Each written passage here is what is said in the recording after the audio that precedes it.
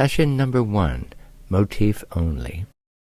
This motif is played in a variety of ways on different parts of the keyboard throughout the piece. What a wonderful finger exercise. The motif is played 4 times in the first 2 measures, first with the right hand starting on C, repeat it or imitate it with the left hand, and then moving up to the dominant G in the right hand, and imitate it again in the left hand.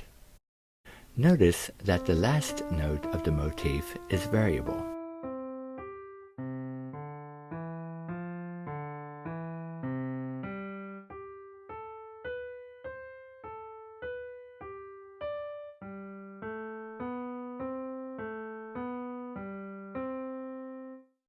To benefit the most from these pieces, it's best to maintain the most difficult fingering, as they are technical exercises in addition to beautiful music.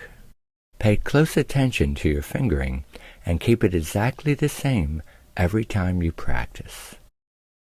Bach starts with a 16th note rest, which makes it a bit difficult to count, so let's make sure that the rhythm is clear. Count along with me out loud while listening to this audio clip. Here we go. 1, 2, 3, 4. 1, 2, 3, 4. 1, 2, 3, 4. 1. Make sure you have the rhythm down by listening to that clip as much as you need to. And keep working this session until you can play the motif at least this speed.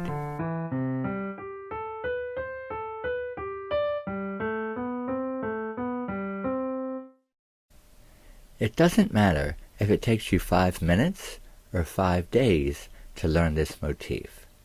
Keep repeating this session until you really have it down. Then you can play along with this last clip that includes the missing notes so that you can hear how the motif fits in with the piece as a whole. Okay, I'll count 4 beats and then go. 1, 2, 3, 4. Go.